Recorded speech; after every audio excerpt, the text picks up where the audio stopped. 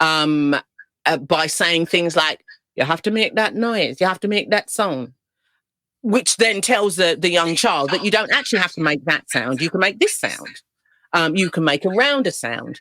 But it was just all very raw until I started working professionally and seeing other people, do their warm-up, getting a warm-up. Every time you did a show, there would be somebody who would take you through a warm-up. And the first time you do stuff, you're just doing what you normally do, but it's sounding very different to the person that's standing next to you. And then you work out how to make those sounds. I was never very good at a show sound because there's a very specific voice production technique that if you're in musical theatre that you have, which is why all those sopranos, all those lead ladies sound a little alike. And I don't, because I started way too late trying to develop that sound. It's quite a bright, as I know, it's quite a bright nasal sound. Is it called the head voice? Is that what they call it? Well, no. If you're talking musical theatre, it's not a head voice, but it's an upper chest voice. And if you're gonna sing in the kind of range in a chest voice that most lead females have to sing in, you have to develop I think it's a weird voice production, because my natural speaking voice is it's practically a tenor. I don't have a girl's voice. This is where a girl's voice would normally be. And so their singing voices can go here and then it can go up higher and higher. And if you're going to make a loud noise up in the top of your chest, you have to have all kinds of technique to do it. And because I just started singing with my brother, who's a baritone, I just assumed that everything I sang had to be kind of down here. So down here, my chest voice is really big, but producing a girly tone was completely alien to me before I'd done my... I think I realised I figured out how to do it by the time I got into the West End. I did a West End show. This is all before, Alison Limerick with ears. Keep going. I know we're getting there. I want to know the first show you tried out for, where you got the singing part. I'm still waiting to hear what that was. My first musical. Out of London musical, was I auditioned for Joseph and his Amazing Technicolor Dreamcoat. Well, okay. Which it's an Andrew Lloyd Webber musical, and it was not the London show, but it was done in Leicester at the Haymarket. And I think I got it. I think I got the gig because I could dance, rather than because I could sing. But they needed strong. They also they had two tenors, they had two sopranos, and they needed a third voice because there was a couple of three-part harmony things. And so they needed a female voice that could sit on the bottom. So that was me. So I think I got it more because I could dance well and I could sing the parts that needed to be sung. But then I was doing co-narrator, and I don't know why they gave me co-narrator, because that's it's not a principal role, but it's one of the main roles. And I'm trying to remember actually how I even found out about the audition. Because back in the day, you had to know somebody who knew somebody who knew somebody to get in onto those auditions. I if memory serves, it was because one of the guys that I'd gone to dance school with had started an agency, and he was looking for new people, new faces to add to his roster. Oh. And he'd remembered me from school. So asked me to come and join the agency, and then he sent me for this audition. So it's kind of nepotism, really. I knew somebody who knew somebody. There was no such thing as nepotism there. Not in those days. There was no other way to know how to get that job unless, if I remember correctly, the only way you were able to get anything possible, they used to have that trade paper. You look in the back. Oh, the stage, darling. The stage. Oh, yes. And you didn't see what was coming up on which days, and you had to, set up your week to go on auditions. But let me tell you that those auditions that were in the back of the stage or in the back of the trade papers, if you didn't already have a private audition for one of those shows before you saw that, you were too late. Right, you were too late. It was so annoying because I religiously would be there with the stage on the Dancing Times or whatever, trying to see what's going on, and go, oh, do that and do that. And yes, they would have an open audition because they were required to. You find these things out later. You were required to legally. You couldn't just bring your friends in and fill all your positions. So they would you'd be required to have an open audition. You'd have an open audition. And unless somebody was astounding in one of those, nobody would get chosen because all the good roles were already gone. Right. Already gone, my darling, private audition. So my agent sent me for a private audition prior to open audition, and I got the role. Yay! Thank you very much. And I think, did that happen more than once? See, everybody, it's not what you know. It's, well, you got to have good chops too. But it is who it is. It really is who you know to help you. Who you know. It is a lot of it is those connections you make, which is why you have to go out and make connections. You have to, the people you work with once, they go on and do something else. I danced with this guy in school. He went on to become an agent. He got me work. He got me my West End show. So very, very grateful for that. See? Yeah. And it was, and I actually think that the root of me making Where Love Lives comes from the fact that I worked first with Darshan Singh Bulla. Because, and I'm going to tell you that story now, Darshan Singh Bulla was in London Contemporary Dance Theatre. One of the members of that company was a man called Mika Bergese, dancer, choreographer.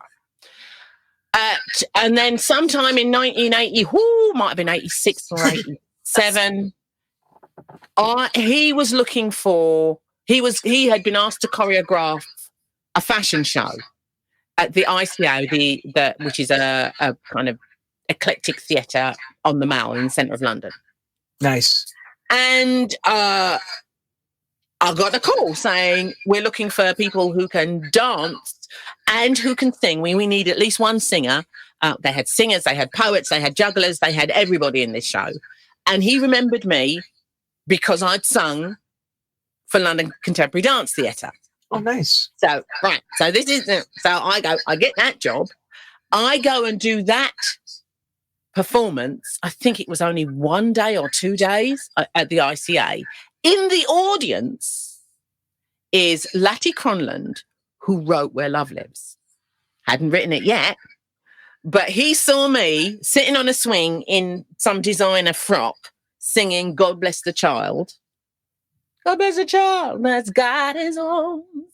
And he decided that he had to work with me from just hearing the one song. So Lati stalked me. I don't know who he bullied at the ICA to get my number, but he found my number and called me and said, I want to work with you.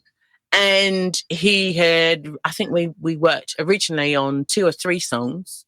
But did you, okay, wait, so to make everybody kind of understand the reenactment of the phone call, because the phone call comes in those days. There was no computer. We didn't know who it was. You just pick up the phone. What did he say to you? Hello, I am such and such. And what did you say? Who? Why? Yeah, well, but the thing is, if you remember, that was always the way you got work because there was no email. You picked up the phone, and either it would be your agent or it would be a friend going, or there's an audition, or there's. And so this guy picks up the phone and goes, "Hi, I saw you at the ICA singing God Bless the Child. I thought you were wonderful. I am a producer. I'd really like to work with you." You say yes. And so I think we met for a chat first, and he explained what he wanted to do. And I was like, "Oh, cool, not a problem. Nice guy." And so we went into it. He had little 4-track recording machine. I don't know whether anybody will even know what that is. A little 4-track on tape or something recording machine that he had, and he had a studio up in Holloway. And then we did a demo of 2 or 3 songs. I've still got them on cassette somewhere. Oh, cassette! And he said, "Great, thank you." And then he went away, as is often the case. You do a demo, because there were demos, you do a demo, and he went away. And that was all I heard for about, I don't know, months, a year maybe, because he lived in Sweden. So he went back. You didn't break that part down. No, I don't. And he is Swedish. No, he called you with the Swedish accent, no less. I didn't place it. I knew he had some kind of not London accent. You're like, what are you saying? What? Yeah. No. The Swedes speak horribly good English. It's very good. So he went away. I didn't think anything about it. At that point, I got my West End show. Did I get my West End show? See, this is where it's all a blur. There's about 2 or 3 years that are a blur, where I do the demo with Lati. He goes away. I get into a West End show. I do another demo, and then Lati comes back and he says, "I want to do another song." And I'm like, "Okay, yeah, well, all right." And we did one, and then you disappeared. But okay, that's fine. We'll do another one. And the next demo was "Where Love Lives." You understand? I do. So we do "Where Love Lives," and then I'm tied to a contract that's 12 months long in a West End show. Okay. And I'm thinking that Lati's just going to go away with the song like he did last time. But no, literally, minutes after I've signed the contract to do 12 months in a West End show, I get a phone call from Arista Records, which I don't believe. It was a message. A message was left for me that somebody from Arista Records wants to talk to me because they want to sign me. And I'm like, what? Nah, must be a joke, because I haven't done a demo, not remembering that I've just done one with Lati. Anyway, finally the guy calls, and it's Chris Cook from Arista, and yes, they want to sign me for the song "Where Love Lives," and it finally clicks. I'm like, because Lati hasn't contacted to say that we've got a deal. So it was all very confusing. And then I had to go down and meet Chris Cook at Arista. And I need to explain just how much of my working life I had already done by the time I got that call. Okay. Discovery. So yeah, I'd trained as a dancer. I'd worked as a dancer. I'd become a musical theatre artist, and I've done that. And those things don't take a minute. They take years. So by the time I got that call, I was nearly 30. So this was all a bit, I can tell you exactly what I thought when I was called in to see Chris Cook. I thought, I'm going to go in there. They're going to ask me my age. They're going to look at me and go, "Thank you very much," and walk away, because I'd already experienced auditions where they'd looked at me, asked me my age, and gone, "Thank you, darling, no."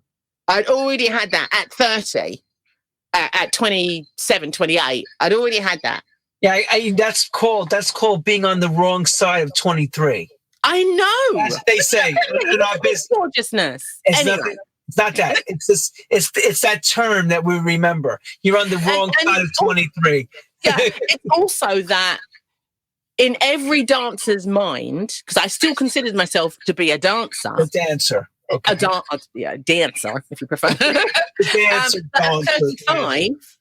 at 35, that's really the end of your career. I mean, if you make it to technically, it's pretty much you're done. Because it's supremely hard work to keep your body fit enough to do make the demands, to fulfill the demands that are placed on it if you're doing musical theatre, or if you're doing full-time dance in a dance company. So I understood that. So I was expecting Chris Cook to just go, nah. But none of that happened. I kept waiting for the bubble to burst. So what was the conversation when you walked in? Now that we're in his room, in his office, yeah. He was so excited. What do you mean excited? Like he was like, this track, it's just this, I was like, okay, we've just done a demo and I liked it, but everybody at Arista was waxing lyrical about this thing and how excited they were about it, and that it was they wanted to contract now. We needed to get it done now. Everything had to be now. It was also quite quickly got the impression that because back in the end of because this is like 89 when I first went in there. Everything, the dance market was starting to bloom, but it was all very fast. You'd have something would happen underground, and the track would happen. It would blow up underground because they were aiming my track as a club hit. They had a club arm. This wasn't for commercial release.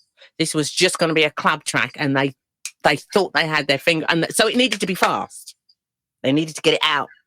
Done. So everything had to happen really quick, and they were very enthusiastic about it and things they were going to do and and was I free? And I was like, I've just signed a contract for a year in a West End show. I can't get out of that. They said it's not a problem. And I'm not sure. They said that wouldn't be a problem and that I could work after because most clubs are late. No, you'll be fine. You'll be able to do your show. I'm doing 8 shows a week now, right? Okay, 8 shows a week. And so they were going to say, yeah, we're going to promote it. You're just going to go after. We'll make sure all your shows are late. I'm like, oh, well, okay. Of course, that idea of fast wasn't my idea of fast because paperwork needed to be done. And the first thing they said is, you have to go and find a lawyer. Go get a lawyer. I'm like... Okay.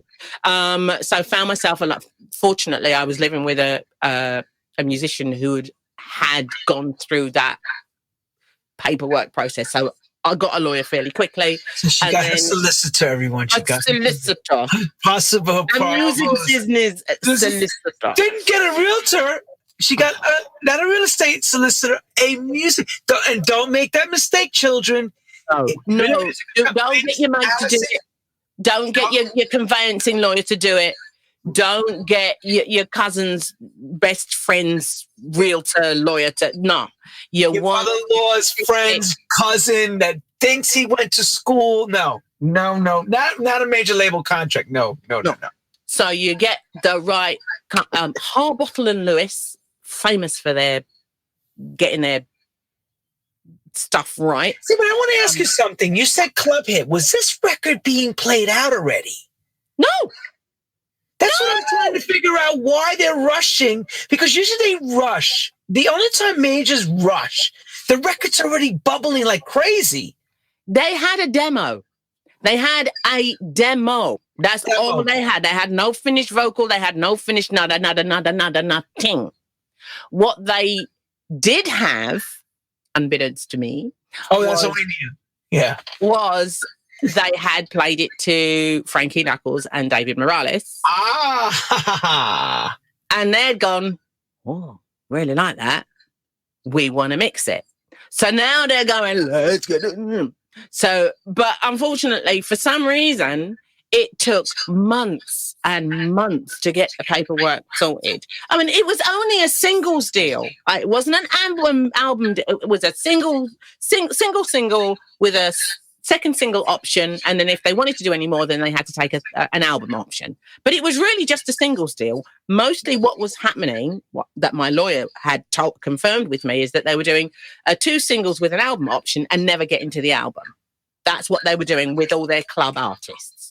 So, and that was fine with me. The fact that I was going to get any kind of deal, I was happy. Right, because I'd come from being a twirly. which is a dancer who's told what to do, and you stand in the back and you go there and you do that, and suddenly it was all about me. And I was like, yeah, woo! So the paperwork took forever. As it always does. Yeah. But meanwhile, Lati and I went back into the studio, Conk Studios, which is in North London, which is actually really close to where I live now. And we redid the song. Because remember, it was only done on a little 4-track. So we redid the vocal. We got live musicians on it. Lati did sterling work on this thing, this piece of music. And then it went back to Arista and it got shipped immediately off to America, and Frankie did the magic on it. So here's the question I have for you. Yeah. On the demo. Yeah. Is that piano riff that we all hear in the beginning of the record on the demo? Don't go and get it. That's Lati's. It got replayed. But I'm saying, but that's on. So that's you the real thing. Yeah. So you tracked all your vocal parts to that piano we hear. Yeah. Da da da da da. Yeah. That's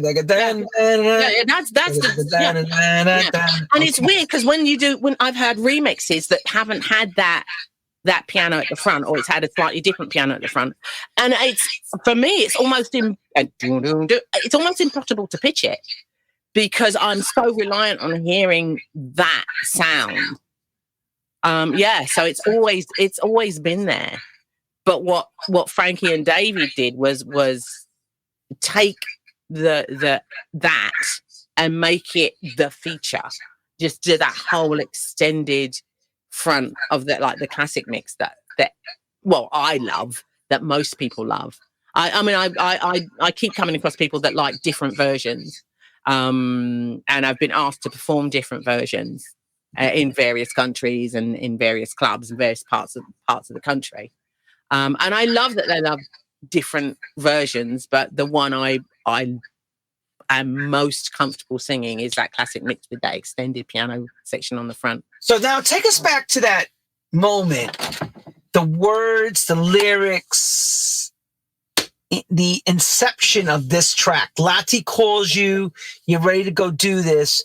Who wrote the song? What's the particular ingredients to what went down with this record? Lati wrote the song. He wrote the song.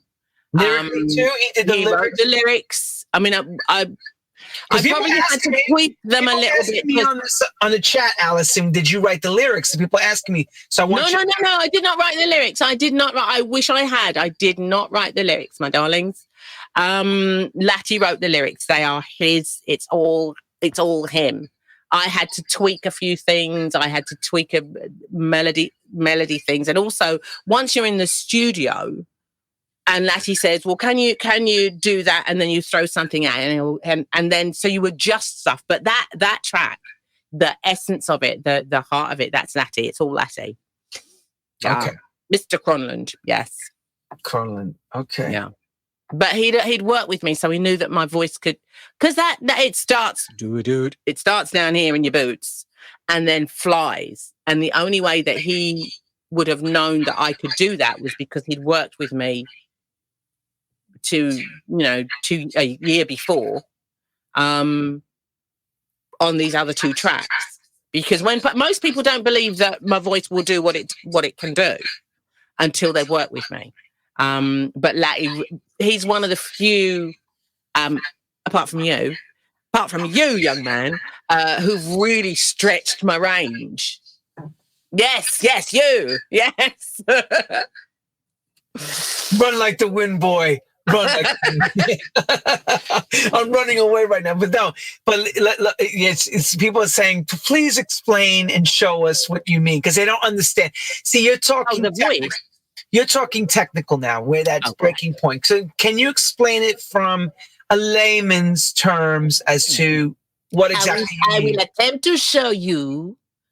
I will attempt to show you the range. So You've been hurt. See, I can start down here. Or Bacharach level. Oh, that's one of my lowest notes. Yeah. But I can do it up here, and I can sing here, and I can sing here, and I can sing here. I can sing here.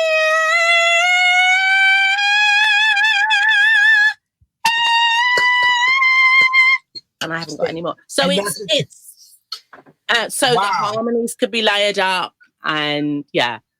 Once you know that somebody can do that, then some people want to just use it all, which I'm very happy to do. That was absolutely beautiful, my dear. Taking us to all the scales within a moment. See, now that's what she means. That she means when you start that low note and take us from the bottom, Barry White, to she's hitting falsetto high heaven. Yeah. Okay, so now Arista gets this thing back. You get a call. You must get a call from the producer and Chris Cook. They want you to hear it. You hear it come back from America. What's your thoughts on? I was being a bit of a remix virgin. I was astounded. What do you mean astounded? What do you mean astounded? I was. I thought the song was good. The way it was, right? The way it was? Yeah, when we made it. Oh, the song was good when we made it. It was great. But then once you get that really slow build into and that the featuring of the piano at the front, it makes you tingle all over again about your song. And to do that, I thought was just astounding. I didn't think it as something, because I was precious about it. You know, when you invest as much effort and energy as both Lati and I had in making the track and doing it as well as you possibly can, you're nervous that somebody else is going to take your thing and come back and possibly spoil it somehow, ruin it, break it, you know, take away its energy, take away its life, and for it to go to America and then to come back with so much love in it, and it made me want to dance to my own song. It made it fresh. Oh wow! So you had a whole new approach in that. I was like, I got two songs now that I like. The same song, but there's two of them. Well, and then three of them, because there are other mixes that I really like. It was I thought it was just I loved it. I loved it. And I was very. So now the masters are done and everything's ready to go. Yeah. What does Arista begin to do, and how does your life change from this point forward? Okay. So remember, Arista is still thinking club hit, right? Right. Street level. Saying a street level, right? Street. Underground street. So I can remember the first time I'd ever done a PA. I didn't know what a PA was. PA is short for personal appearance. Now, personal appearance, I now think of as me performing on a stage live, mic, but to a CD or to backing music. I've done everything. I've done off a cassette, off DAT, and now off CD, off mini disc, off USB stick. So we're progressing with the time. But back in the day, I did not realise that PA could also mean just you standing up, miming. Now remember, this is a girl that's never done no miming in Chile. I have never mimed. I've only performed live. So, Arista go, we're sending you to a club in Tottenham, which is very close to where I live now, and you're going to perform your song. And I'm like, okay. I'm used to there being a stage, lighting, something, you know. Right. So, a typical theater atmosphere, right? Yeah. So, I mean, I've been to a club I don't think I'd ever seen a PA in a club, but I've been to a club, so I knew what they were like. I wasn't quite sure how the two would work together. Anyway, so they send me to this club in Tottenham. I don't even remember the name of it. Scratched it from my memory. And they send me in. They send a taxi for me from my house in Hackney. I go up there, and they go, oh, you're singing. Yeah, you're singing. And they wheel me in, and then they take me and stand me next to the toilets for a little bit. And then they say, we're going to take you out to the dance floor, and then you're going to sing your song, and then I've only got the one song, remember? So, and I'm right, so I'm there, and then they give me a microphone, and it's a shawl, which should have a lead in it. I know this because I've done gigs, but it hasn't got a lead. It's just the head of a microphone. So I know so I'm miming. I know I'm miming. That's okay. I've got that, and I've tried to really learn the song so that I can lip sync well.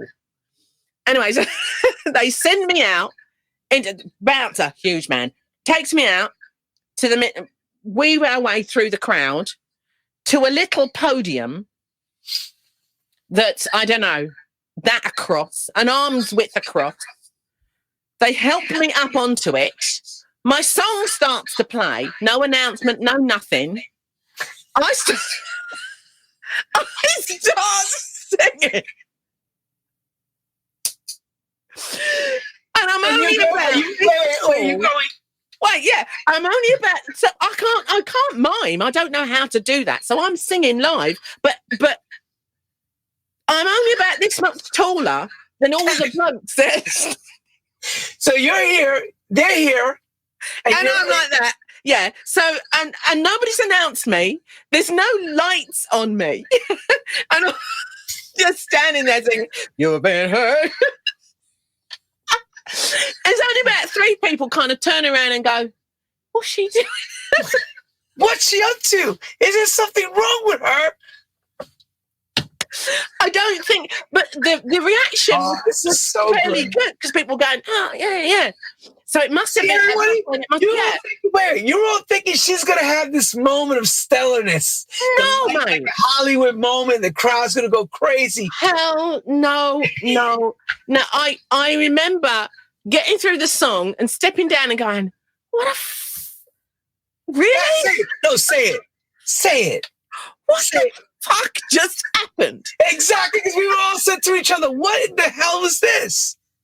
What is this mess? It wasn't funny at the time. Because I'd got myself really nervous because I was the first time. You're hyperventilating, you're stressed out, and they throw you up there. Nobody notices, nobody cares. I can see that some people are liking the song, but I'm like, oh no, never again. Never again. I am not miming to this song again. And no. So I get back in my taxi and I go home. And I thought, well, if it's going to be like that, it's going to be horrible. There wasn't a video for it. There wasn't there was no kind of promotion machine. It was if it was just going to be me getting up on a podium in some club and singing so that nobody noticed me. No, this was going to be over really quickly. I'm not sure how much time I would have laughed. There's a reason why this was at that time. There was a real reason why this was all happening. Because, share. I will share. There was no infrastructure yet of understanding this music yet, crossing it into the pop world. Yeah. See, you weren't the Stones in their mind. You weren't, I knew that. And I'm not Elton John or Madonna at that stage. They didn't know. They didn't know what to do. They didn't know what the hell to do with any of us. They didn't know what they would do with any of the records. This was just what I call a phenomena that happened. It pushed up from under. It pushed up out of the clubs because it had so much life and had so much energy. And the labels were slow to pick up on. They're dinosaurs. How to process. I knew that. Don't process anything correctly because they've always controlled everything. Yeah. And this is out of control. This is where they say the words out of control. Yeah. So they're trying to catch up. They're playing reverse catch up. Yeah. You are but in the meantime, you are caught in the war. Yes, I was definitely caught in the war. I mean, that was my first one, and then I did. Let's go on. I don't think I threw a strop, but I did say I'm not doing that again. Fortunately, about that time, DJs like Pete Tong found it. Oh, and yeah. He had a late night show that showcased new house music, and the man played it, and then he played it again, and then he played it again, and then suddenly it was like somebody had kicked the hornet's nest at Arista, and everybody was going, we gotta do. As soon as they hear that word. Suddenly my clothes weren't good enough for them, and I had to have a style, and I had to have a stylist, and I had to have a photo session. You know why? Because Radio 1's playing your record now. That's what you heard, right? And you're going, huh? Okay, yeah, but last week I was, but again, I'm a twirly, so I you go, you want to spend some money on me? Okay, fine. You want to put a stylist with me? Put bad makeup on my face? Okay, I've still got those. Right, so let's start there. Wait.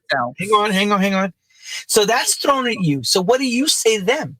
This is what I want now. Are you into? Oh no. I'm a good English girl, and I'm still thinking. In a minute, they're going to go next. She's out. I'm like, okay. I said I'm not going to stand up in a club and mime. That's as much foot down as I've done.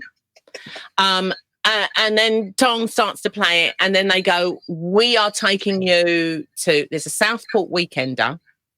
I don't know whether you ever did one of those big, enormous 3-day events where we're just clubbers go up. And that's going to be your next PA. You need dancers. Do you want dancers? You want dancers.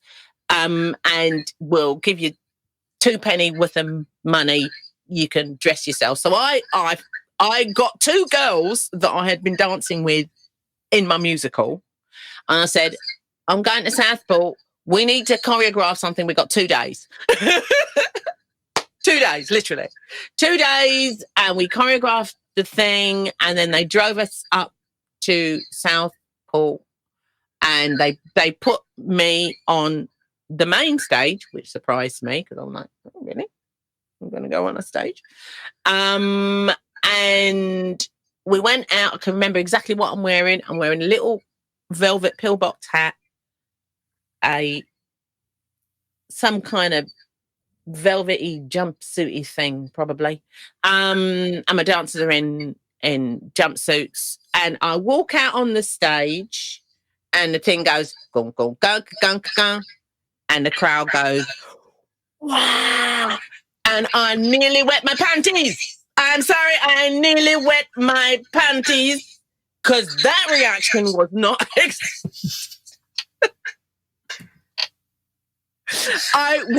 It was like, I don't know. Alex Lowe's understands how to organize the right type of gig. Oh. And you know what? I understand that feeling of I made it. Right, girl? Come on now. I feel like I'd made it. I just was really surprised. No. Just astonished that Somebody actually acknowledged it? That many people knew my thing. Going from the club. My ting. And then 2 weeks, 3 weeks later, whatever it was, going into a place where it was a sea of people. Woo! All knew it. I'm like, how did that happen? When did that happen? I'm really confused. While you were stuck I'll tell you what was happening. While you were playing around with the miming gig, all the DJs around the world were rocking the record already. Because we all had it. We all had test pressings and we were rocking. Some of us had it on tape. We were playing it. Yeah. We had it months before it came out. So we were already, a lot of us were playing that record. And that's why when time you got to Southport, the place exploded because the nightclub scene would go to Southport. Yeah. I mean, that first nightclub, I think they did that nightclub because it was local to me. That's all right. And it wasn't the kind of club that they were playing the song in. Whereas maybe everywhere else it would have been okay. But yeah. Alison. Yeah, so I was astonished. I was astonished more than anything else. I didn't think I've made it or I've arrived. I was very happy. Very, very, very happy. Oh, sorry. Yeah. I'm assuming all work for you. Smiling for a week after that gig. That was very special. But then they put me to work. What do you mean they put you to work? What were you doing? What do you mean put you to work? Well, they put me to because you're a secretary. You're a secretary now at Arista. What do you mean? They put me to work. I took a secretary. No, what do you put you to work? What's that mean? So I then began in earnest the promotion trail. And they would do things like send me to a region. They'd send me up to Scotland. And I would do the long weekend. So you'd do, I don't know, 3 shows on the Friday, 4 shows on the Saturday, 3 shows on the Sunday, maybe 1 show on the Monday, and then come home. And you'd just spend the whole weekend sitting in the car going foot down, going from Ayr to Edinburgh to Glasgow to you name it town in whatever West region you're in. West Boo, whoever, Scotland, in the side of the mountains. You just go. That's they want. You go. You do. You see the locks. You go. Oh, it's a nice lock, and you jump out.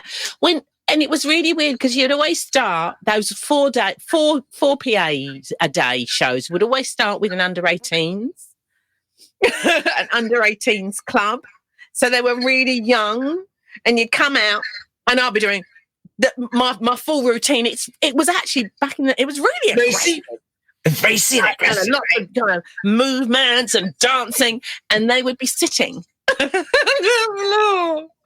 Or there might be one very brave boy dancing 8 o'clock in the afternoon thinking, oh, really? And then you'd go and then you'd have a little sit down and sign. Get your wad of photographs out and sign your name and sign your name and sign your name. What's your name? I didn't know who you were. Sign your name and sign your name and sign it. And little stand up and wave and then you'd jump in the car and you'd go on to the next one and you'd go on to the next one and you'd go on to the next one and you'd fall to bed and would do one there was one. I think we finished on one day that we had a show at 5 o'clock in the morning. So we arrived at the club. That dawn was coming. And we kind of walk into the club and there's people like off their faces, littered lying about in the floor. You're thinking, who is going to be watching us now? And I'm sane and sober because I can't sing if I'm drunk. Can't sing. So the whole weekend, no alcohol, just work and just work. We must work with a V. We must working and playing. Save the voice. Working. Yeah. So it was. That's what would work for me because I'm used to doing 8 shows a week. And then to kind of sit around and kind of do nothing all week and then do a couple of things at the weekend. That actually then felt like I was earning my crust. Yeah, I liked it. I liked going. I liked, again, touring with my 2 dancers because then at least you had company. Because it's very solitary not being in a band. You have to make your own energy. So it's just you and a tour manager usually going and it's much easier to generate the necessary energy on a stage if you're with people. I mean, I learned as the years went by how to do that for myself, but in those early days it was much better that I had 2 dancers with me. I did work very hard. Well, not when we were doing the one song. But I do remember that. I do remember that because we all worked together in those early days. Different shows around the country when I was coming into play as well. We did those big what they would call those ballroom events with 2,500, 3,000 people. Oh God, yeah. You remember those? I remember those. We've done it together where you came out, in between the sets of the DJ. And then I always felt like the mayonnaise in the sandwich. Exactly. Not the meat, But Crowd go crazy, and then on to the next DJ. Yeah. It's always that. Yeah, that was always good. So along this ride, did we make it to the BBC Top of the Pops for that time? Oh, I did. That's a very transcending moment for you. It was. Yes. That bit of footage of me on Top of the Pops has recently been aired. Oh, really? Came back out? They put it back out again? Oh, nice. Top of the Pops 90s it was. And I had about 4 people either phone me up and go, "You're on the telly," or send me little clips of it going, "Look, that's you." And I'm wearing the obligatory chainmail tabard. Every second singer seemed to have that same chainmail tabard on back in the 90s, early 90s. And I'm wearing my little velvet pillbox hat as well. Yeah, that was interesting. It was interesting. It was terrifying and interesting process, because I am too physical for TV. I think. I think the best performers know how to kind of rein it in a little bit. And I was just, I'm like I don't know, a spider insect. I'm all arms and legs. Everything's moving, going left and right. And it needed to be, if I could go back and tell my younger self how to perform on stage, it would be to just rein it in. But then again, maybe that's how I generate my energy. It's how I generate my joy. So maybe I couldn't do it anyway. No, huh? No. Too racy again, too hard, right? For that television, were you? I was. I don't know. I'm not sure I enjoyed the process of being on TV. It's a very nerve-wracking. Well, explain a little bit what happened at that BBC. Well, they you can recollect rehearsal. There's some kind of rehearsal that they have. Oh, this is so long ago. It's very long ago. But if memory serves, there's a kind of technical rehearsal where they figure out where you're going to be, and they make you run through your song so that they can get their cameras right. And then they tell you what the sequence of acts is going to be. And then they film it as if it were live, but it's not live. So basically, you're terrified of messing up and getting it wrong. But it's a pre-tape. Yeah. So they're still worried about making a mistake that they have to roll back. Yeah, but they wouldn't roll back. Okay, they wouldn't have rolled back for me, because who the hell are you? You're not, the Stones or... You're not Queen Love. Come on now. Yeah. or at least that's what I was told. That's you were told that, right? Yeah. And I always believed I'm one of those girls. If you say a thing is so, I'm assuming that you mean it. It's truth. To be told.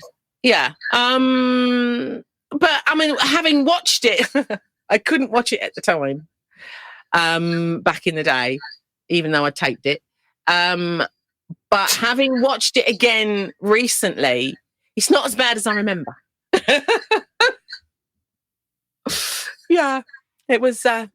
Those are the times I don't like looking at myself, Lenny. Okay, so let's not talk about that part. Let's talk about the technical issue. Did they ask you to sing it or mime it? Oh, mime it, darling. Mime it. They insisted, and I said no, because by then I'd been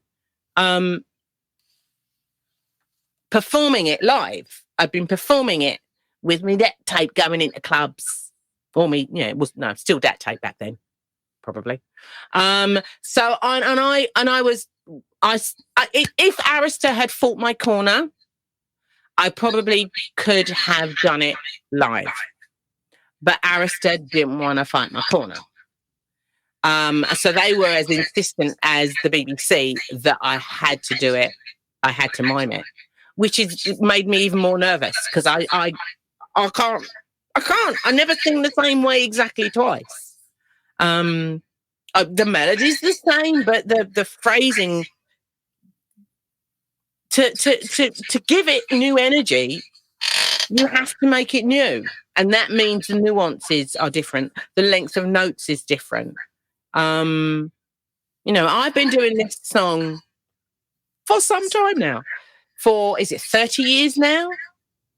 So if I had to do it exactly the same every time, I would have jumped off a building by now. Right. I would not be able to sing it unless I could make it new every single time. So it worried me more to have to mime it, even though you're not going to get any bum notes, but it worried me more to have to mime it than it did if I were doing it live. And also because it was an edited version, I didn't even know how it...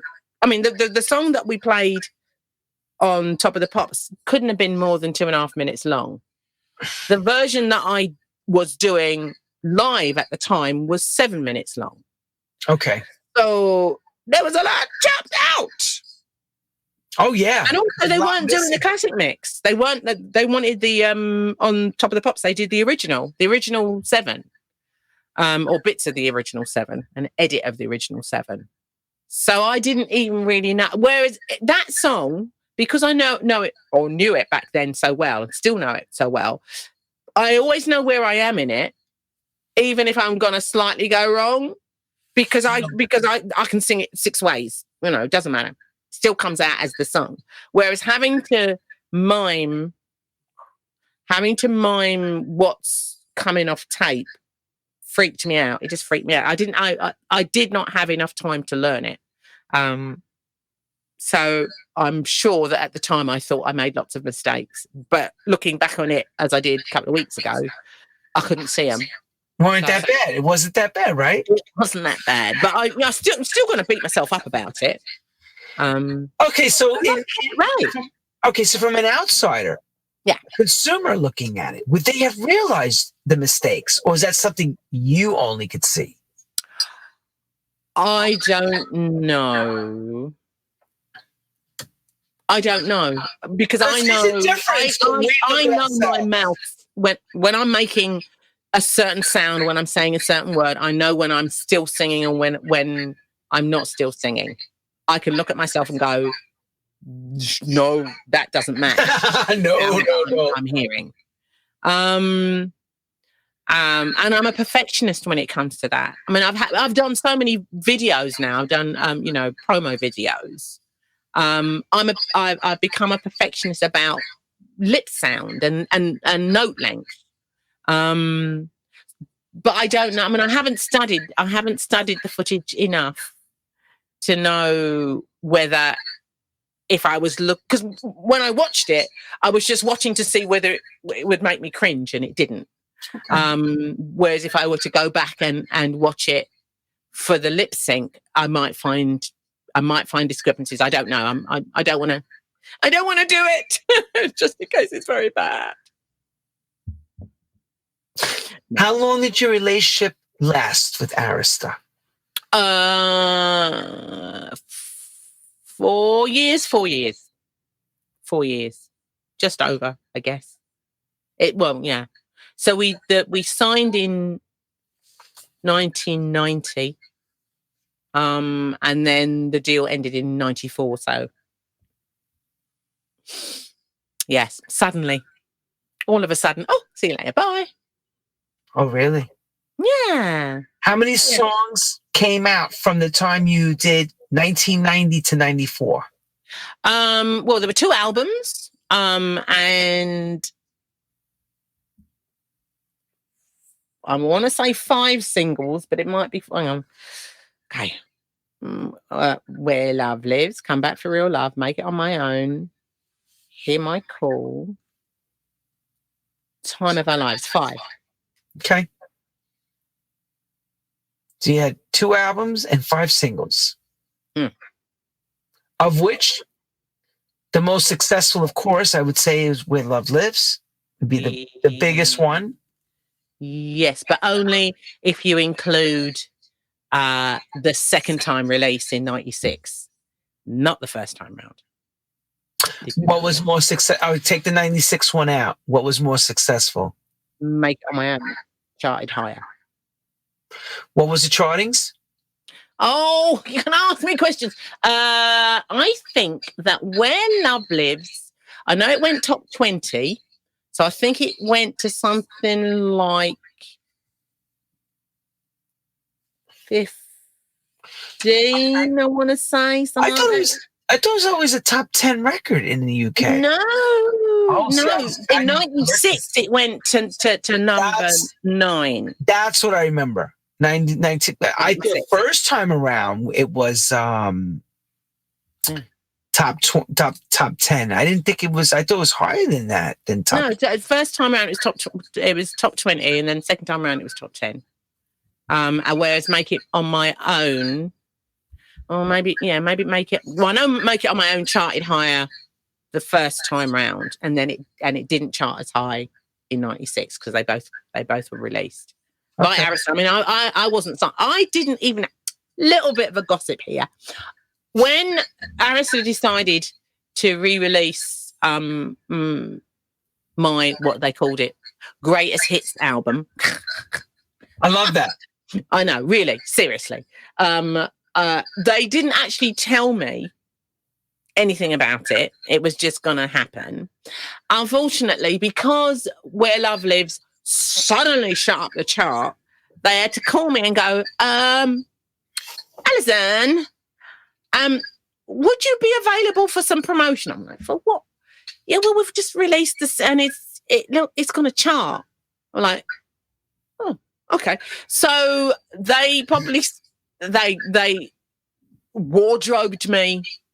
They did more for the re-release than they did for the original release. Isn't that something?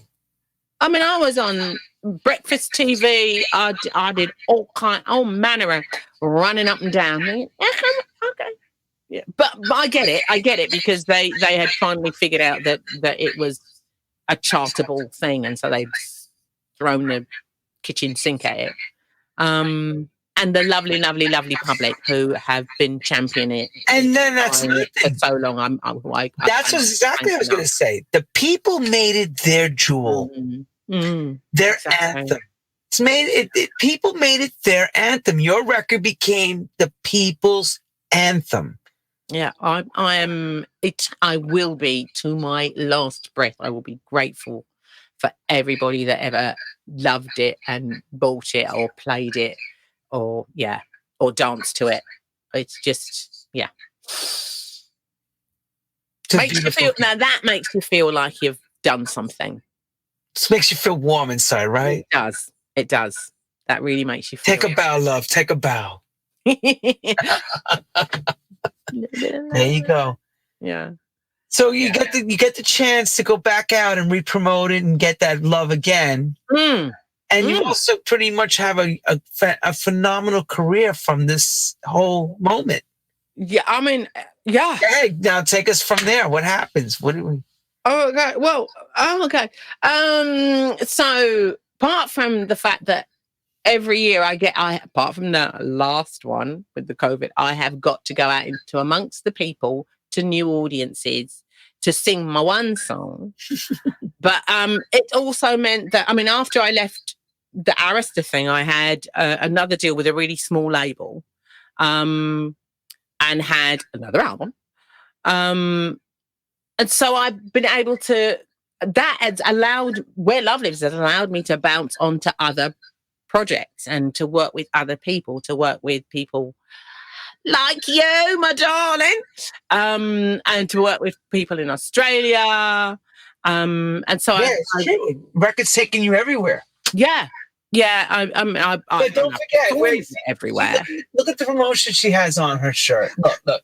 Nobody's asked her about that yet. I'm about ready to ask her, who the hell is Brooklyn Funk Essentials? I know. You tell them who they are. Go ahead. Okay, so Brooklyn Funk Essentials is Lati Kronland, who let me tell a bit of his story. So Lati Kronland wrote Where Love Lives, fated, marvelous. He then goes to America while I'm doing my thing over here to work with Arthur Baker. And incidentally, after working with Arthur Baker for just a couple of months, he comes back to England with what turned out to be my second single, which is Come Back for Real Love. So a co-write with Arthur Baker and Lati became my second single, on which the marvellous Jocelyn Brown sang backing vocals. Just sorry that.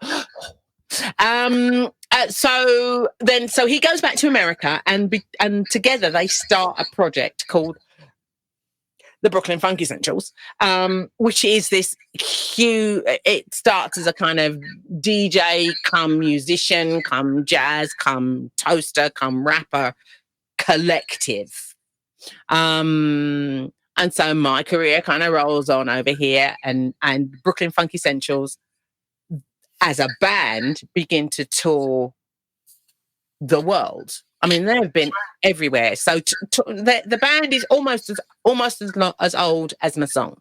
So it's 29 years, maybe might even be 30 years old, the band. But they are a live project. They are a live, not that just live. They've got 6 albums under their belt. And they work. So I don't see Lati for years and years and years and years and years and years and years and years. And then we get to something like the 25th anniversary of Where Love Lives. So 25 years later. And Brooklyn Funk Essentials are playing Ronnie Scott's in London. Okay. And Lati gets the bright idea into his head of going, 25-year anniversary, why don't we get Alison Limerick into to guest with the band? Wow. And we'll do a live version of Where Love Lives. Ronnie Scott, will you do it? I say, yes, I'll do it. So I come down, and I don't know whether you've been to Ronnie Scott's jazz club, kind of a little bit tables stayed, people lying back, nodding their heads kind of thing. Okay, we do. That band is not a laid back. Very intimate, everyone. This place is very tight and very dark. And very cozy, dark, real kind of jazz club feel. They had never had a combination of Brooklyn Funk Essentials audience and Where Love Lived fans audience in that club. Right. That's you're gonna get. They've never had that. If they'd known, they would not have had us in there. Anyway, so we go on. The band are great. I mean, I guested on, I did some guest vocals on one other track or 2 other tracks. But mostly we were just going to do I didn't know we were going to do Where Love Lives as the last song. Nobody told me. But I was just there for the crack because it was 25-year anniversary. Fine. So I come out on stage, we start playing it, and shall we say the audience got a bit raucous? they were a bit enthusiastic, and they were standing up in the back, and you could see the waiters going, on, love, go on, go on, do it. Oh. It was That's not Ronnie Scott. That's not what Ronnie Scott's is about. It's not. They were wooing, they were singing, they were stamping on the floor. Oh, hell no. That is not the way that club goes. That's not policy of that club. No. They were a little bit upset with us, but the audience... Oh, I bet they were. Gorgeous. They were fabulous. So that was that. And then Lati and Brooklyn Funk Essentials went away. And then a few months later, I got a call saying, would you consider coming on tour with us? And I said, well, I'd love to sing our song live, but I can't really come out and just do like one song and a couple of BV parts on some other songs. I mean, that's a waste of a body. What if you need a vocalist? You should have a vocalist that does more. And he said, well, you can do as much as you like. And I said, oh. And then I went. And so we went. Did we play? I think we might have played Sweden. I think we might have done Fasching and Fashing is a club in Stockholm and New Morning in Paris. And I have never quite encountered an audience like the audiences and it's a Brooklyn Funk Essentials audience. That especially in New Morning in Paris, they know every song from every album, and it was phenomenal. It was a great gig, small, tight club, everybody just loving it. And I've been singing with them ever since. It was such a good experience. I'm still blown away every time I perform with them. I mean, the lineup, because the band has been going for so long, the lineup is volatile. So musicians change. They've had three female vocalists in the past. Now they've got one female vocalist and a male vocalist. They've got a backing vocalist who plays trombone, Ebba Osman, who is just a stunning. She's like 23, brilliant trombonist. Brilliant. I love working with live musicians. I absolutely love it. I didn't realize quite how much I'd missed it, because a lot of the time I'm just singing on my own. Although in the last 2 years before COVID, I'd done lots of shows where I get to sing Where Love Lives with an orchestra. Oh, wow. That's lovely. Yeah. That's a whole game changer for a lot of people, hearing an orchestra play that record. Ooh. Just to hear them, even without the lead vocals on the track, just to hear the string, it makes you tingle.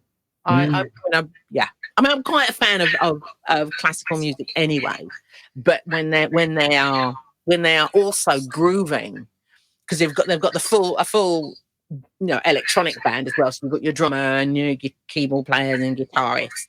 Always have maybe 3 or 4 backing vocalists. And then the whole orchestra, when it's tight and it's grooving, there's nothing like it. Right. Absolutely love that. Feel very privileged to be part of those kinds of shows. Mm. And privileged we are to have had this wonderful discussion and trip down memory lane. You've taken us right from the tippy, or should we say the bottom to the tippy top. And I know, as like with all of us, you're raring to go and get back out there and get back to that normal gigging schedule that you're used to, you're acquired and accustomed to, the veteran that you truly are. I need to start working. I mean, I have club shows scheduled. I don't want to say it too loud in case something happens, but I have club shows scheduled from immediately after my lockdown ends, my quarantine ends. When quarantine's done, I go on the road and I go up to Liverpool to be amongst the people, to sing and do that hands in the air shouting. Yeah. So yeah, I've got 2 shows actually on the same day. Yeah. So, and after that, if the universe is kind, I will be working every weekend through August, and then we'll see. I mean, I'm going off again in October with Brooklyn Funk Essentials, and I've got an orchestral show coming up at Happy Days. Yes, so yeah, there. I'm just hoping that we can, that a little taste of normality can happen. Yeah, you can be safe and still have fun. That's what I want. All right. Well, we'll put it on our Christmas list with your cookies too for Santa and all that. We pray that we get those quickly. We get through this, because I'm still not convinced that it's over. Oh no, it's far from over. You know what I mean? You know what I mean? Over, meaning that we're back to way pre-COVID. It's just, this thing is going to be around for a little bit. We're going to have to find a new way to work, a new way to still enjoy the thing we do, but to do it, we have to take care of each other. We can't just be thinking me. We have to think we of the we. Yeah. Maybe. All of us working together as one, as a coalition to get through this. Yeah. We have to help the organizers do what they need to do. Go through, if they want you to test, fine, go ahead, have your test. If they everywhere that I went in France, you had to walk with your vaccination paper or your COVID test. And everybody coming into the venues were happily getting tested to come into the venues, but then they could be in the venue. And relax. Wait. You know? That's right. I saw something on BBC one night where one of the parliament members was mentioning that come September, rules are going to get very constringent to the fact that they want the jab done and they want you to have the passport vaccination thing to allow these people inside. So they must realize that when the cold weather begins and the cold season starts, that this is an important piece to the puzzle. Yeah, you know? Yeah. If I just, I wish there was an easy way and a fast way, but this is going to take time, and it's going to take all of us working together to overcome it. And if that means we have to work through this next winter, being super, super careful. We're going to have to. We got no choice. Do that. We have no choice now. We have no choice. We have to do this. Yeah. She was incredible, people, wasn't she? We love her. Dynamic, superior. A true professional veteran of our game. I am the veteran, yes. Veteran of our game. I'm a veteran. I'm a doyen. I want to ask one last question. That's a very important question. Of course. The music question, not even music. Okay. You're an East Ender at heart. I am. Grew up and went to school in the East End, correct? Yes. What was the most important part to making it for the persona? Did you have to learn? Like for me, we talk about coming from Queens or Brooklyn and shedding that Queens AUs, use guys. Oh, you know what I mean? Like the slang. How important was that to you? Because you went to work in the arena with people who come from a very high class system, assimilating into that. You know what I'm saying? Like when you're in the ballet world, it's a very wealthy, high. So I'll let you explain this. Go ahead. You know. Okay. So I come from the East End and we talk like that. Yeah, that's all I hear. You drop your H's and your T's and you all know what you're talking about, so it doesn't really matter. You talk a bit fast. And then when I went to my dance school, which was based in central London, it was King's Cross, so it wasn't particularly fancy, except that there were dancers who had studied ballet from a very young age, and they tend, if you're doing that, you tend to have a little bit more money, and you don't talk like that. You weren't dragged up in the East End. Right, you weren't pulled in. And so I'd say something to someone and they'd look at you and you go, you didn't understand what I said. So I have a good ear. As a singer, you have to have a good ear so you can imitate other singers, imitate sounds, imitate notes. And I have a good ear. So as soon as somebody looked at me kind of odd, because I was horribly shy as a child. So I didn't want people to notice me. Who knew that I would change? Oh, yeah. Oh, boy. Did you notice her? Had you noticed that she's here? I mean, she's very shy. Be careful, everyone. You may lose her. Well, mate, no. Yeah, see, I could tell you a whole series of stories about why I am the way I am now. But anyway, so I go to school and half the time they can't understand me. And I stand out like a sore thumb because there was just me and one other girl who actually came from my school. My secondary school. So we were the only two people that talked like we talked. And that was just too much like being too different. And so I started to change the way I sounded so that I fit in. So that my accent, it didn't become posh. It just became less East End. And then that's how I survived school.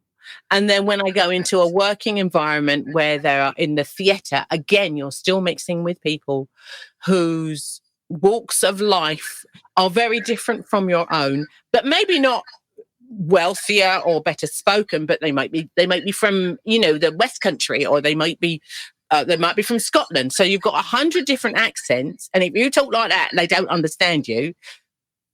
There's confusion. So I continue to speak more correctly than I would normally. That actually became second nature to me. So for a long time, this was how I sounded. All the way through my theatre life, this was mostly how I sounded. And I didn't really think about the fact that I had lost my East End accent until I would go, and speak to friends that I grew up with. And then I realized how different I was sounding from them. Even my brother must have done exactly the same thing, because he's a graphic designer. And when he started to work again in central London, his accent, his East End accent, if he ever had one, my brother was always much more proper than I was. He went to a grammar school, so they would have made you speak properly there. So I had very few occasions where I would notice that I wasn't speaking normally. I became this cleaned up version of myself, and I was that cleaned up version of myself for a very long time, because I was trying to please everybody, trying to make it easier for the other person to understand me, trying to fit in with my partner's family, because my first long-term partner, he came from the southeast of England, and they spoke very well, and I didn't want to embarrass him with my East End. And so I was always trying to be the nice girl. And then eventually you come into your own, you get your deal, and you're still nice to everybody, but they're not always necessarily nice to you. And so you, at some point, you just go, why am I doing it? Why am I bothering to be nice to you if you're just going to be vile to me and walk all over me? So I now I am whoever I want to be when I want to be. If I want to be West Indian, I will be West Indian, and that is up to me. And if I want to be East End, then that's what I do. Oi, oi. And no, I have no shame at all about being three people in one conversation. I've experienced it. With her. I know what she's talking about. I'm like, yeah. Which girl are we today? Are we posh, and are we going to Harrods? Are we? Yeah, I mean, you have to. If you're are we getting salty beef, love? Are we getting salty beef today? If you are a jobbing, a jobbing singer, if you're a singer for hire, and somebody wants you to sing with an American accent, you have to find an American accent. So if they want more or less of something, you figure out how to do it. And I've become a bit of a chameleon. I've always been a bit of a chameleon. Who else helps you fit in, but I'll tell you who else does that. Grace Jones does that. Oh, we love the Grace. She has. I used to get compared to her. Not musically, just people would go, "Oh, you look like Grace Jones," because I had a little, Yeah. I remember that. Yeah, the bevel look. I remember when we all worked in those days. You had that you called the pillbox. Yeah. Yeah, my little pillbox hat. Yeah. I remember. Yeah. I got pictures of that. I wish I had them up right now. I put them up of you and I on this together. Yeah.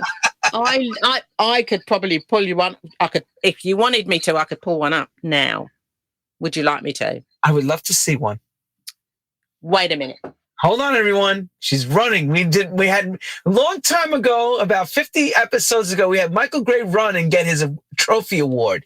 We made I have no trophies, but I do happen to be sitting next to her. Oh dear, look at that. I have every performer, every theatre performer will have. Oh, that's black and white. Oh, there's one. Will have a portfolio from when they were a jobbing performer. Look, This everyone. was, can you see that? That was me doing the video of Where Love Lives with my pillbox hat. And let me Fierce, everyone. Let's give it to her. Tell it's fierce. One more. You know who else looked like that too? You know who else had that same sporting look? A diva. A diva, yes, that was the other girl that I got compared to. Because we used to say that every time. I used to see Alice. I say, man, they look like sisters. Those two. Yeah, man. I did a diva, everyone. A diva in some very seedy club way back in the day, and just that is a voice and a half. Yeah, one last one. Look at that. This is me being at my most Grace Jones. Oh. Yeah. Now, here's a question I have, the last. See, we see how muscular, you're muscly toned. I was. Once was, my darling. Well, is that act of nature, or you working out heavy to keep your look at that time? That, because you have to remember that those photographs were within months of me coming out of a West End musical where I was dancing 8 shows a week. And for most of the time when I was on stage, I had my arms kind of like this, and I was doing kind of really strong movements.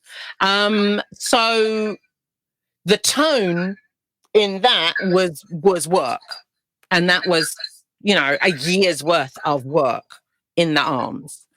But I am naturally lean. My brother's exactly the same. So it is an act of nature then. I think it's more nature than anything else. And then when you start to do strenuous work, you easily the muscles tone up quick. Like it's like buffing up. Yeah, she buffs up real fast. Look at it. I mean, I can. I'm sorry, but I can eat more or less what I want to when I want to. Damn you, girl! I know. I'm really sorry. With her, she's like, I'll take that.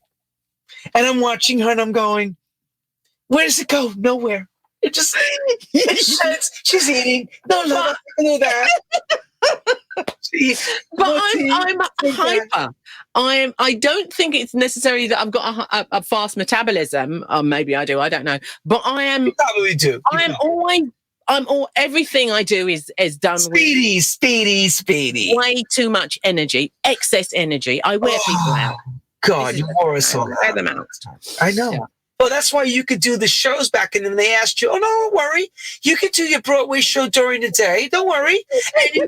And then your hours all night. So when were you sleeping? You're out, you're from town to town. You're like, oh, here's the town, another town. And then on Monday, you're starting the shows all week. And then you're also doing all the in-store promotion and all the extras. And and the radios, all those marvelous regional radios and the college radios. Hang on. Yeah. Would you do it all over again? In a heartbeat. See? In a heartbeat. Complaining all the way to the bank, but wait. Would you do it all over again? I would. Yeah, it was. I think that there would be things that I'd do maybe differently. Well, but that wasn't. Yeah.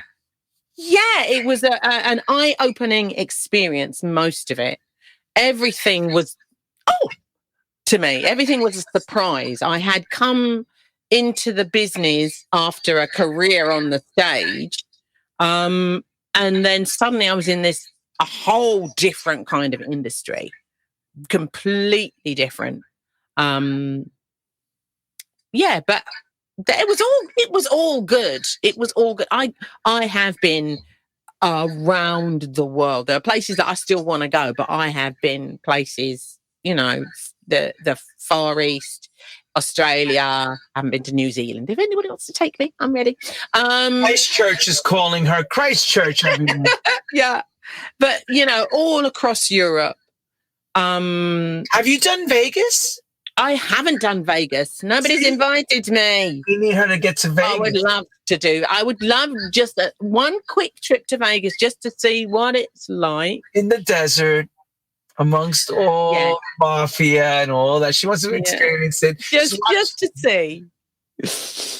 Yeah. Is there anything that you regret from it all? Is there any regrets at all? In the music business? No. Or the regret that I've done, or regret that I've missed out on, or I don't know. Like, what's like? We all have that. We say, "Damn it." We go back to that thing. We go, "Damn it." I wish I would have, or whatever it was. I wish I'd been a bit braver. I wish I'd. I don't. Yeah, but.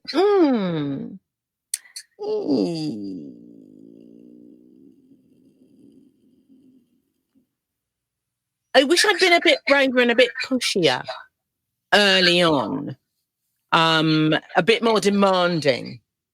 But no, there isn't anything that I've done that I regretted. I every day I feel like I have been so lucky to have done the things I've done, to have met the people I've met. No.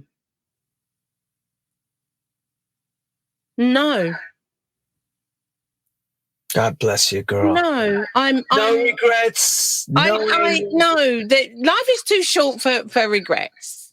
All right. No, I mean the regrets are that maybe when we were making my second album, if I'd known that halfway through the making of my second album, my A&R guy, Arista, was going to disappear, maybe I would have thought maybe we shouldn't just start this second album, because it was basically it was a waste. And I made half the album in America with Frankie Knuckles.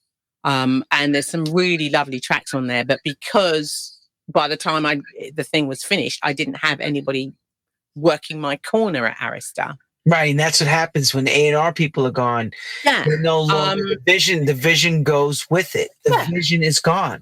Yeah. So that's the biggest regret. That's not a regret that you can take personally, because you had no control over that. No. Exactly. I mean, there was nothing I could do.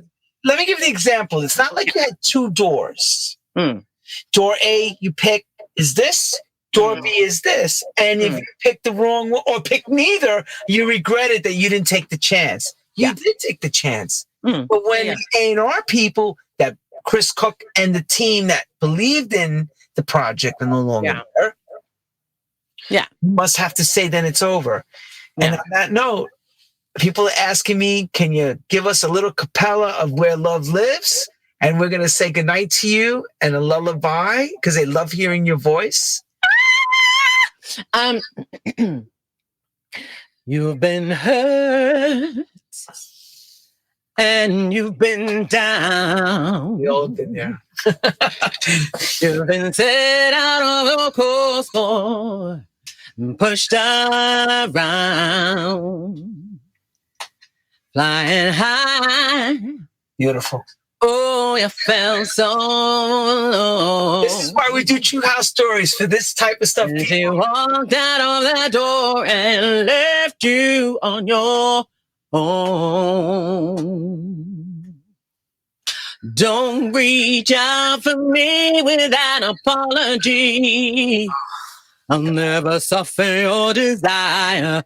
Don't reach out for me with an apology, but I'll share it. Why don't you take my hand, come away, come out of your blue. Support your local artist, everyone.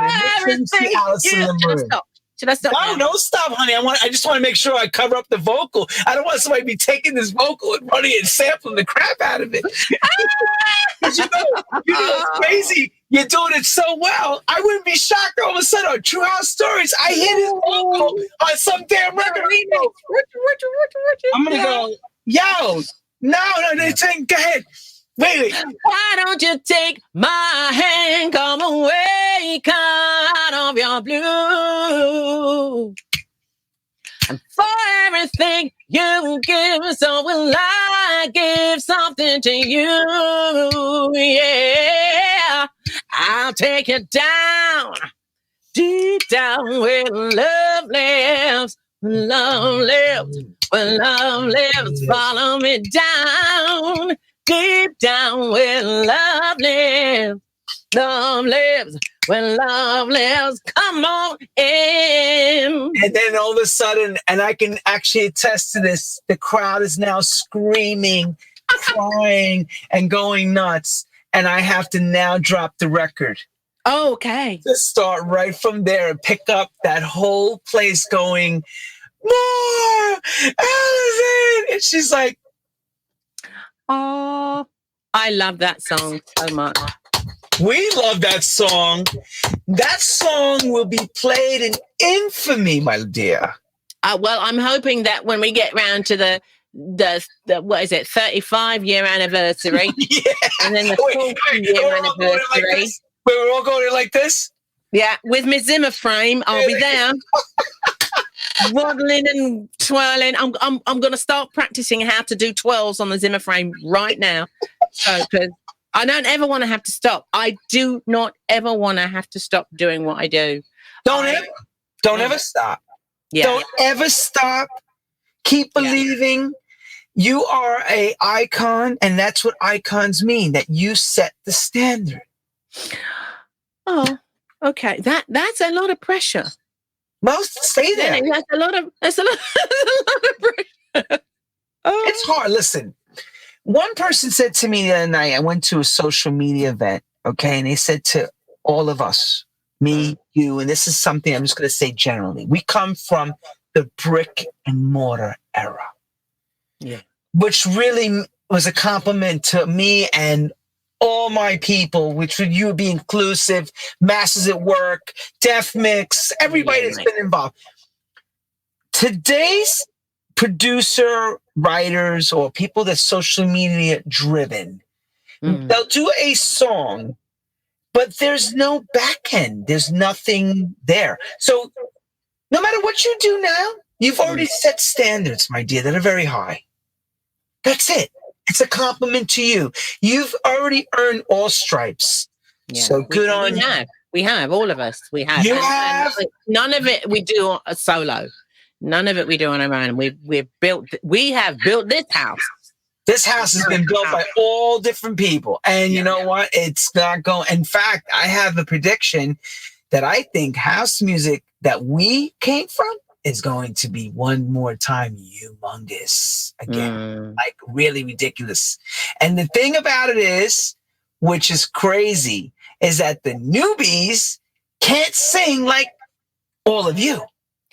I don't know why that is. Well, do I know why that is? Nobody knows. They don't sound like, and none of them have that. We've talked about this many times. None of the new people have that. I can't explain it. That sound, that power, the drop the jaw sound. It's everything that comes in it. The showmanship. It's just different. Not to say they're good singers. Yeah. There are great singers out there. That's not what I'm saying. They just don't sound like that era of all Jocelyn Brown. I mean, the list goes on and on. We could go down the list. Even Crystal Waters, Barbara Tucker, everybody. Yeah, mate. Yeah, work with them. Yes. All great singers, and all have power and all do what they do. Austria Tay was on the show. I mean, it's just either that or we're coming off the 60s and 70s, what we all heard and wanted to sound like that, because those I'm sure it's that stepping foot, standing on the shoulders of giants, that thing that people. That's what it was, because we all wanted to be them. You hear that, you think, oh, that's such a great sound. Let me do my take on that. But there seems to have been a disconnect with the new people. They've gone their own way, but it hasn't included space for that big kind of, head rocking sound. Well, I remember when the labels all told us we don't want those big diva vocals anymore. Oh, well, that might well have something I to heard do that with clarified to me. I was like, and I just had to sit back and go, it. what? That's who I deal with. This is my crew. How do you get rid of something that is so natural in the game? You know, it's like, there was a time, not the whole time. There was a time that all of a sudden things just changed. The big songs weren't the thing anymore. It was more tracky sounding stuff, you know. Yeah. But let the people have what the people want. They will come back around. There you go. And we'll have more, but thank you. We expect to see you at every Grand Palace doing your thing. Either with, well, I hope so, yes. And either with Brooklyn Funk Essentials or Alison Limerick. Keep an eye on her. She is a force to be reckoned with, and we will announce next week, of course. We have more stuff in store. But Alison, you're a treat and a diamond of diamonds, my love. Thank you. My absolute pleasure. Thank you for having me. Oh, we couldn't wait to have you. Lovely chatting with you, always. Thank you. Stay with me, Alison. And good night to everyone in England and Europe and the world. Stay safe. You have to put the damn mask on when we go inside. Put it on. Deal with it like we're all dealing with it.